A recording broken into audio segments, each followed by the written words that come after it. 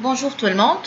Dans ce vidéo, je vais essayer de vous présenter comment faire la configuration du protocole OSPF. Je vais prendre l'exemple du TP de Siena 2 8.2.2.7.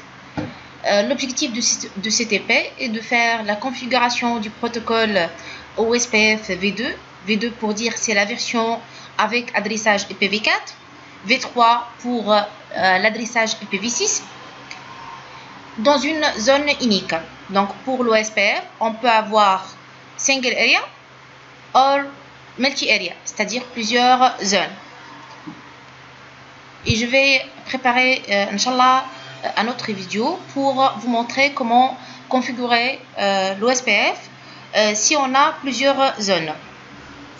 Donc je vais prendre la topologie de ce TP et je vais essayer de la répéter.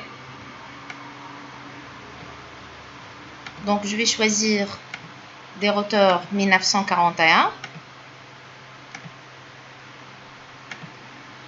et je vais prendre les switches de 1960.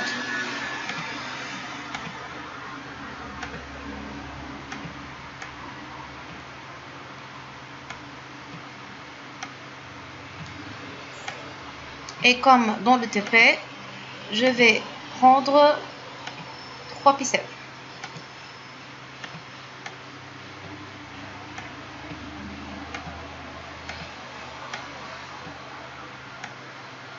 Je vais ajouter les modules de liaison série pour les routeurs.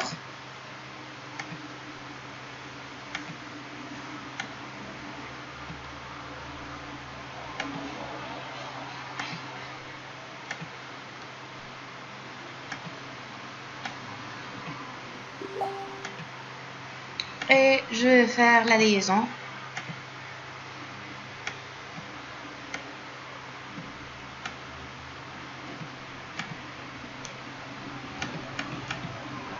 Donc, je vais commencer par les liaisons série.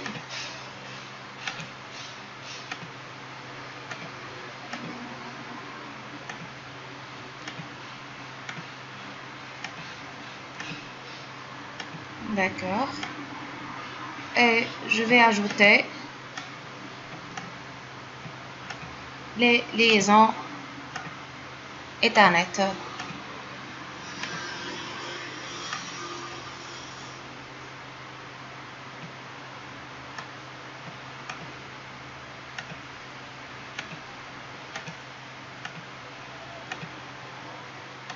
De même pour le deuxième LAN.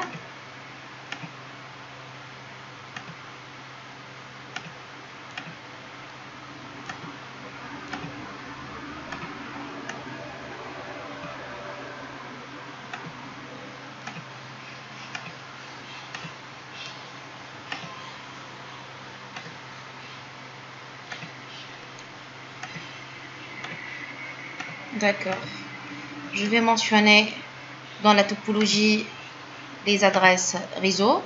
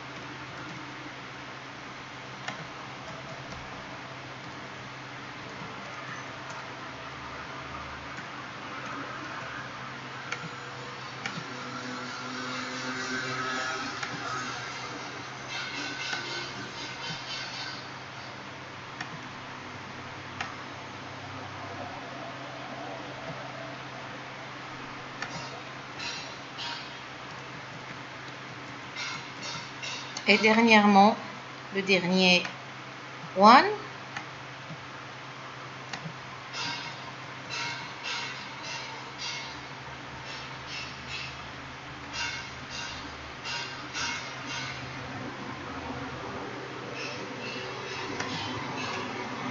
D'accord.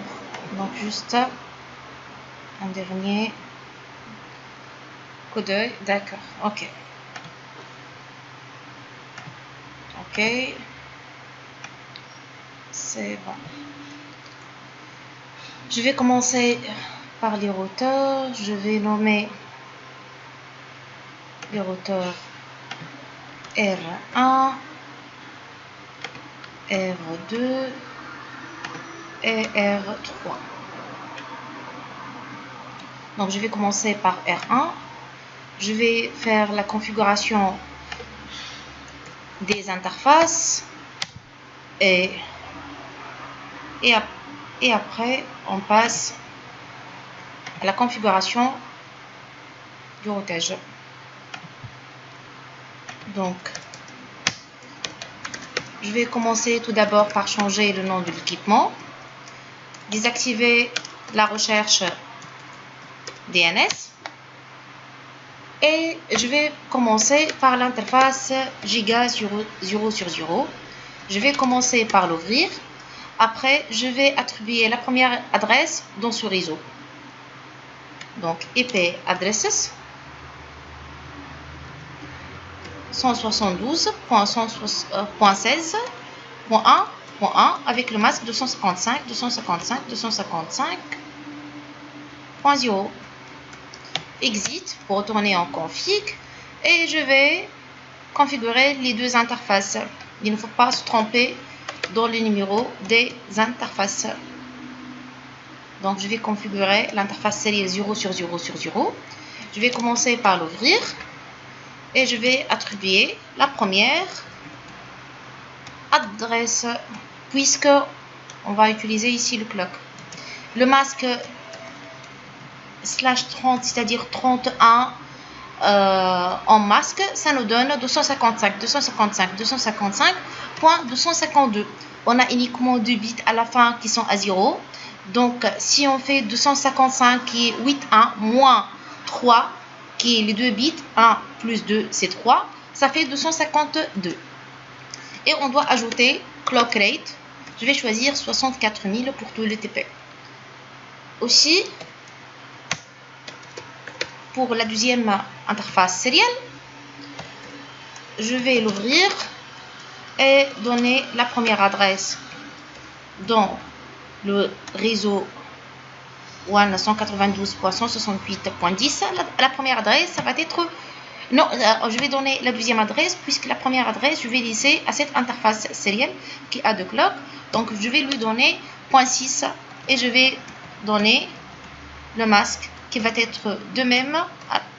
Il se termine par 252. On n'a pas besoin de mettre clock parce que c'est le routeur R3 qui va prendre ici clock. Donc, je vais sortir pour afficher le fichier de configuration et vérifier ce que j'ai tapé. Il ne faut pas se tromper dans les adresses parce que ça va causer des problèmes ensuite. Et cette interface Siri, ça va. Et ici, c'est bon. D'accord.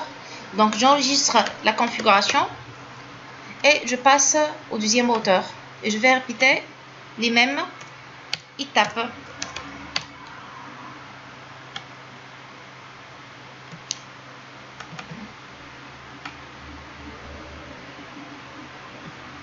Désolé, c'est à cause de Zoom. Ok.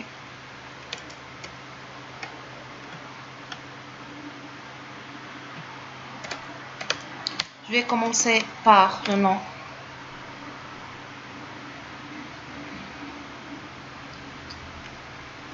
Désolé. J'ai appelé ce routeur R1. Donc, pour ne pas se tromper, je vais modifier ça R1 et l'autre R2. Donc, ce n'est pas un problème, juste pour distinguer les équipements. No, IP, domain, lookup. Et après, je vais commencer à configurer les interfaces. Donc, interface Giga 0 sur 0. No shutdown pour l'ouvrir. Après, je vais indiquer l'adresse IP qui va être la première adresse dans ce réseau. Donc ça va être 172.16.2.1 avec un masque /24, c'est-à-dire 255.255.255.0. Je vais sortir pour passer à la première interface sérielle.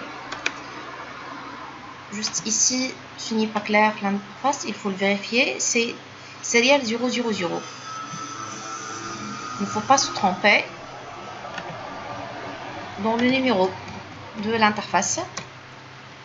Donc, now shutdown, c'est bon. Et je vais mentionner l'adresse.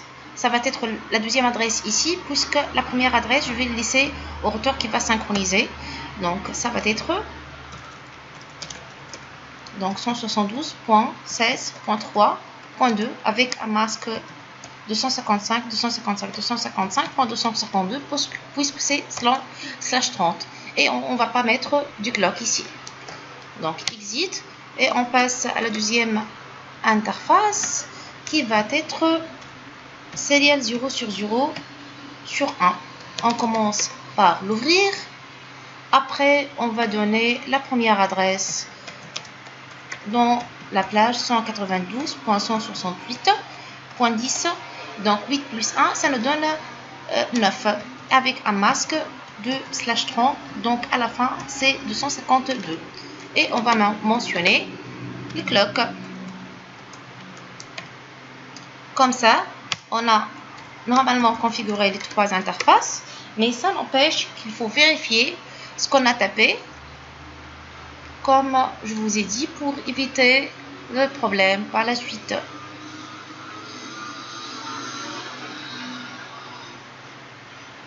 Chercher des problèmes dans le routage alors que le problème est dans la saisie des interfaces. Donc, ça cause beaucoup de problèmes. Et enregistrer la configuration. Et nous passons maintenant au dernier routeur, qui est le routeur R3.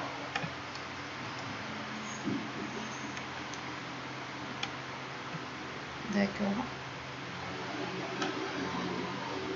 Je vais voir l'adresse. Donc c'est 1.0. D'accord. Donc je vais commencer comme d'habitude par changer le nom de l'équipement, désactiver la recherche par DNS. L'utilité de cette commande, même si on s'est trompé dans la commande, directement il ne se plante pas, il nous indique que qu'on a un problème dans la commande, dans la saisie de commande. Je vais commencer par l'interface Giga. Je vais l'ouvrir. Je vais lui attribuer la première adresse. On a dit que c'est 192.168.1.1 et le masque c'est /24. Exit. Je passe à la première interface Siri. Je vais commencer par l'ouvrir. C'est bon. Et je vais lui indiquer la deuxième adresse. Ça va être .10 avec un masque de /30.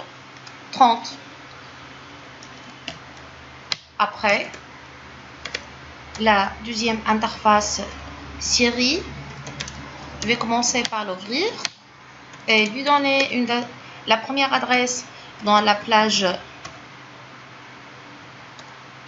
donc 192.168.10.4 plus 1, ça fait 0.5 avec le masque. Et il ne faut pas oublier de mentionner clock. Comme ça, je vais vérifier. D'accord. C'est bon. Et j'enregistre. Je vais vérifier une autre fois pour ce routeur.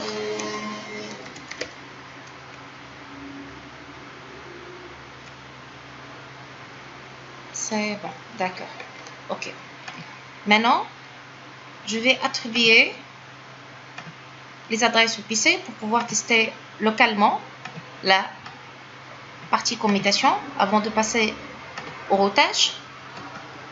Il faut vérifier que toutes les choses marchent convenablement en local, puisque l'adresse 172 c'est en classe B. Le masque par défaut que le système va nous proposer, c'est 255.255.0.0. Puisqu'on a des sous-réseaux, on doit changer le masque par défaut, pas le masque de sous-réseau. Sinon, ça ne marche pas. Et on doit mentionner, bien sûr, la passerelle. Sinon, ça ne marche pas. On ne peut pas sortir d'un réseau local à un autre. Ici, de même. .2.2, la deuxième adresse. Et modifier le masque par défaut. Et je vais mettre la passerelle par défaut qui est l'adresse de l'interface où le PC donc est relié. D'accord. Et ici, c'est 1.2. Ici, on ne va pas changer le masque parce que 192 déjà classe C. Donc, son masque par défaut, c'est /24. D'accord. Donc, maintenant, je vais enregistrer le fichier et tester localement le ping. Donc, et ça doit marcher convenablement. C'est bon. Et je dois tester aussi entre les routeurs.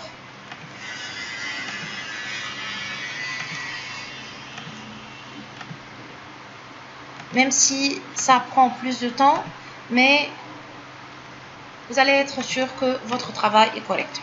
Ok. Maintenant, je vais passer à l'étape de configuration de routage. Comme dans le TP, il va vous demander de faire quelques étapes. En fait, donc pour le protocole de routage OSPF, on va indiquer un ID process. Ce n'est pas comme le routage OSPF ou RIP, comme router RIP uniquement. On va mettre router OSPF et on va indiquer devant OSPF le ID process. C'est-à-dire c'est quel numéro de processus OSPF qui est en train de s'exécuter. Pour éviter les problèmes de sécurité et pour renforcer encore les problèmes de sécurité, surtout en IPv4, en IPv6 c'est plus sécurisé parce que par défaut l'OSPF v3 il inclut les PSEC dans la liaison Siri. En IPv4 donc on n'a pas de sécurité, donc pour éviter que l'adresse IP des routeurs seront véhiculées dans le réseau, on peut ajouter une première étape de sécurité, c'est de changer l'ID du routeur. C'est-à-dire pour que la table de routage soit complète, les routeurs ils vont échanger des adresses, les adresses du réseau directement connectées. Parce que, comme vous savez, dans le routage dynamique, on met les adresses réseau uniquement des réseaux directement connectés. Et chaque routeur, il va envoyer les adresses qu'il a aux autres routeurs. Et par la suite, chaque routeur, il va connaître les voisins des voisins. Et après plusieurs itérations, la table de routage elle va converger pour qu'on trouve dedans toutes les routes existantes dans la topologie. Donc, les messages que les routeurs partagent entre eux, il y a pas mal de types de messages dans le protocole OSPF, à savoir message hello, etc.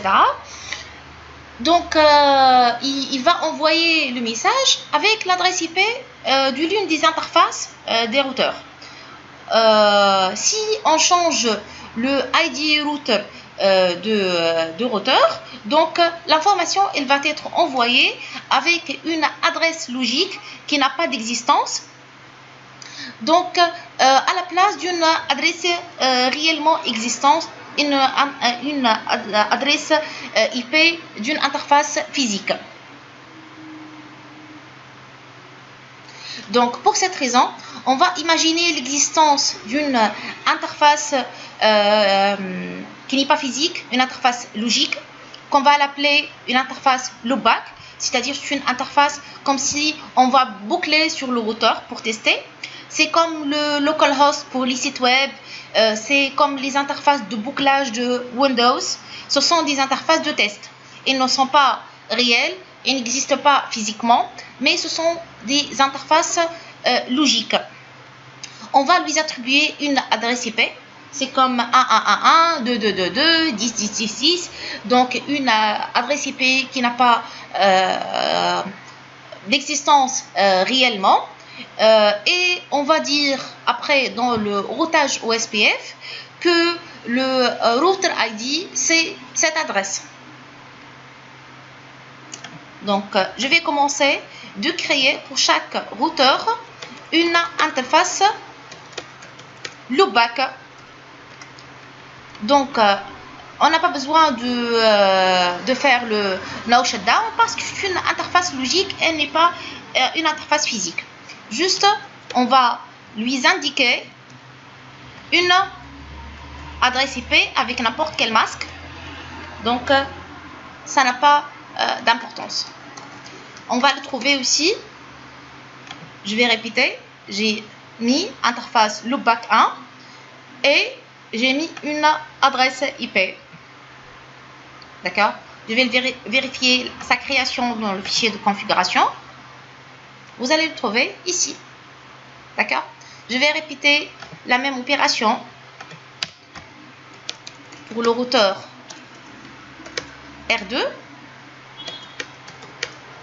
le bac 1. Donc, on peut utiliser le bac 1 pour tous les routeurs. Ça n'a pas de problème.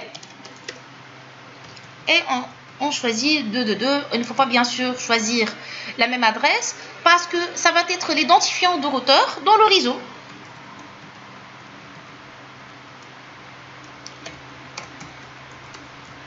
Et je vais vérifier. C'est bon. Aussi, dans ce routeur, interface loopback 1 IP addresses. OK. C'est bon.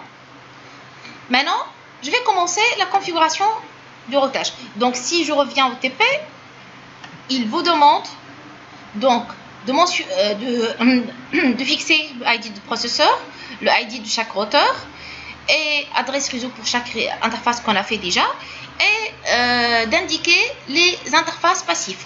C'est-à-dire une interface passive. Comme on a dit, pour que la table de routage soit complète, chaque routeur il va envoyer sur ses interfaces les tables de routage qu'il a, qui contient au début uniquement les adresses réseau des routes directement connectées. Il va l'envoyer à ses voisins pour que chaque voisin il connaît les voisins des voisins jusqu'à arriver à avoir toutes les routes. Mais est-ce que le fait d'envoyer la table de routage à partir de cette interface, de l'interface LAN giga 000, est-ce que ça a de l'utilité? Absolument non, parce qu'on n'a pas de voisins ici. Donc ça va être un bombardement de la bande passante sans utilité. Pour cette raison, on indique que cette interface, elle est une interface passive. Aussi, cette interface pour ce routeur et cette interface pour ce routeur. Parce que les messages utilisés dans les protocoles de routage, elles gaspillent énormément de la bande passante. Donc, il faut minimiser l'utilisation de bande passante juste pour faire le routage. Donc, je vais commencer pour le routeur R1. Je me mets dans la configuration globale. Je vais écrire router ou SPF et je vais mentionner le ID processus mentionné dans le TP. Donc, ici, vous pouvez, donc, comme je vous ai parlé, mentionner le passive addresses, aussi mentionner quels sont les networks directement connectés, et aussi on peut faire redistribution. On va le voir dans d'autres vidéos. Si par exemple on a plusieurs protocoles de routage ensemble dans le même réseau, on doit faire la redistribution pour que chaque protocole de routage il tient en compte des autres routes déclarées dans d'autres protocoles de routage. Et bien sûr, on va déclarer router ID. Donc je vais commencer par router. Excusez-moi, router ID. Je vais mettre l'adresse qu'on a mis dans l'interface de bouclage et je vais commencer par déclarer les networks. Donc, quel est le syntaxe? C'est très simple. Network, espace, l'adresse du réseau directement connecté, espace, le masque générique, je vais l'expliquer, espace, area, A-R-E-A, espace 0. C'est quoi area 0? C'est-à-dire la zone 0. Par défaut, la zone fondamentale, principale, c'est la zone 0. Si on n'a pas plusieurs zones dans notre réseau, c'est-à-dire qu'on a uniquement la zone 0. Pour le masque générique, c'est l'inverse du masque. Je vais prendre un exemple.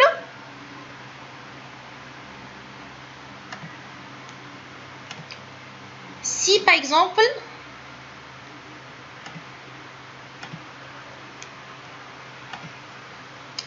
je vais prendre l'exemple de /24. C'est-à-dire /24, c'est le masque. C'est-à-dire c'est 255.0. C'est-à-dire 8.1.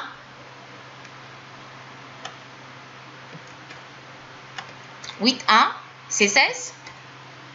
8.1, puis suivi de 8.0. 68 au plus. D'accord. Maintenant, si on veut avoir masque générique, c'est l'inverse. C'est-à-dire 1 va devenir 0 et le 0 va devenir 1. On va inverser. C'est-à-dire, ces 8 1, ils vont devenir 8 0, 8 1, 8 0, 8 1, 8 0, et les 1, ils vont devenir, et les 0, ils vont devenir des 1. Donc, ça nous donne quoi comme masque générique? Ça nous donne 0, 0, 0 et 255. Je vais prendre un autre exemple. /30. C'est 255, 255, 255, 252. C'est en binaire pour que l'opération soit plus lisible.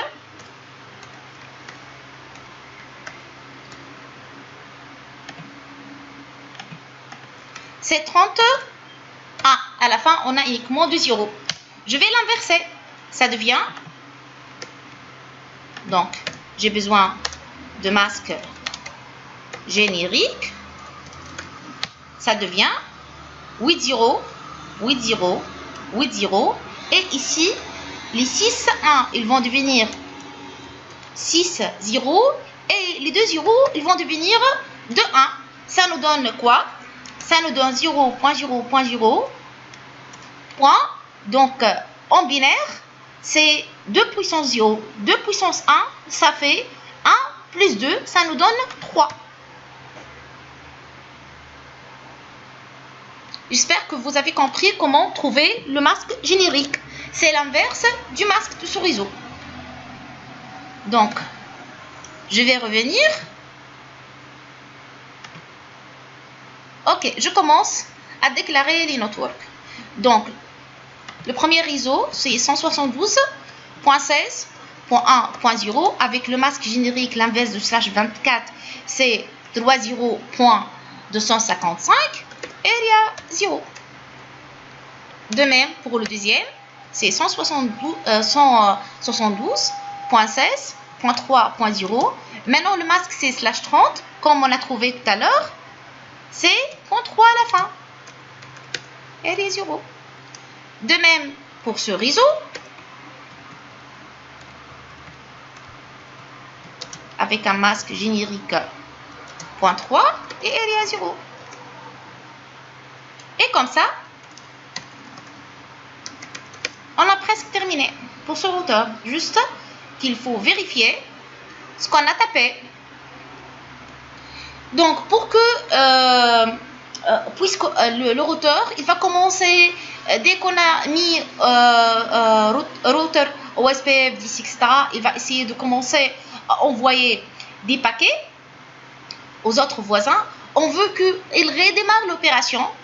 Donc, on va utiliser la commande clear IP OSPF process.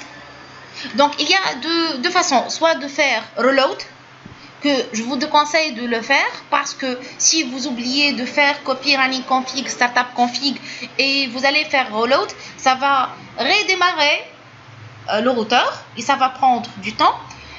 Sinon, vous pouvez juste effacer la table OSPF, table de routage contenant les résultats d'OSPF en utilisant clear IP OSPF process.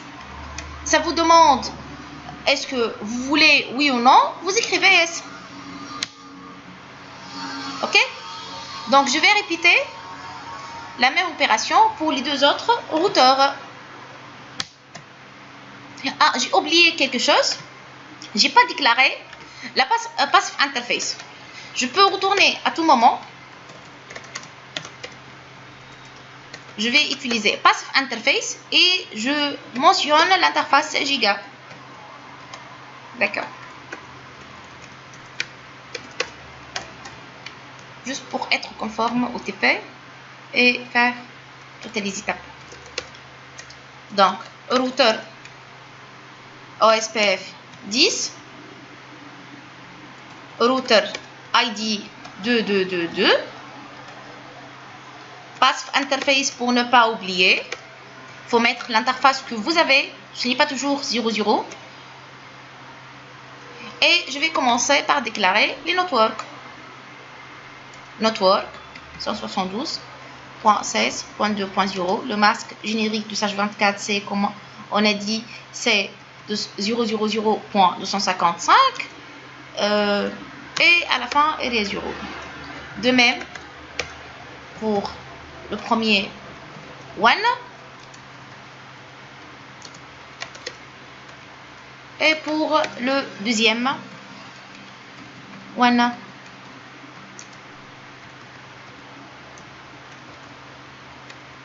Déjà, il a commencé, si vous remarquez, de détecter les neighbors.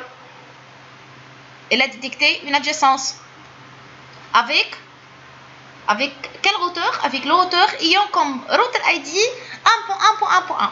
Donc, pour R2, le ID router de R1, il est bien 1.1.1 qu'on a déjà déclaré. Donc, on fait show running config pour vérifier. Et la configuration, elle est correcte. Donc, il suffit maintenant faire notre copie et faire clear IP OSPF process et le confirmer avec un yes. Déjà, il a fait down pour son voisin, neighbors, et après, donc il va réattacher. Donc, on passe au dernier routeur.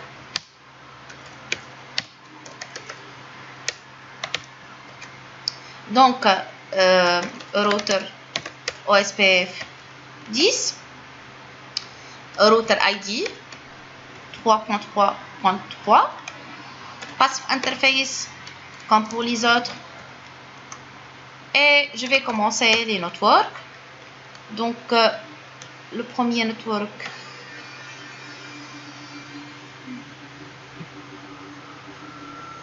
donc c'est 192.168.1.0 avec un mat de slash 24, ça nous donne 0,00255 area 0. Et le deuxième, c'est 10.4 avec un masque slash 30, donc ça fait 0.3 area 0. Et le troisième, c'est 10.8 avec un masque du slash 30, donc masque générique 0.3 area 0. D'accord? Et là, déjà détecté une adjacence avec le 222. D'accord? On fait le copy et on fait clear POSPF process et on confirme.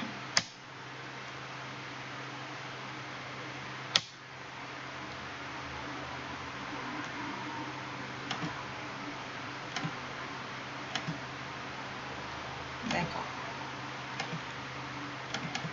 Maintenant, je vais vérifier les tables de routage. Déjà, elle est détectée aussi sur routeur avec les deux neighbors. Je fais faire show IP route pour afficher la table de routage. Vous allez remarquer qu'on a donc combien on a des réseaux distants. Je vais le compter pour faciliter. On a 3 directement connectés. On a 1, 2, 3. Donc, on doit trouver 3 O. O pour dire OSPF. Donc, 1, 2, 3. C'est bon. OK. Pour ce routeur, de même, on doit trouver 3.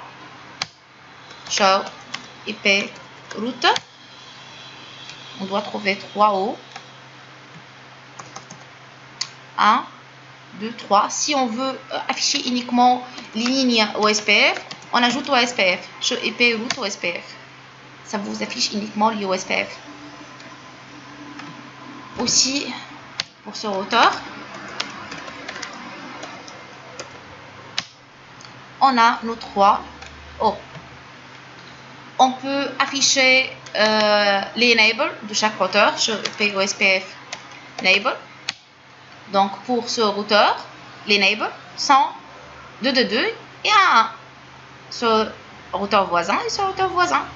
Donc il est reconnu par quelle adresse? Par le routeur ID qu'on a indiqué. Aussi pour ce routeur, on peut faire pareil, show IP OSPF enable. De même.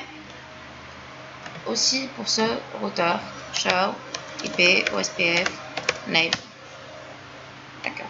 Donc maintenant, on peut tester les pings.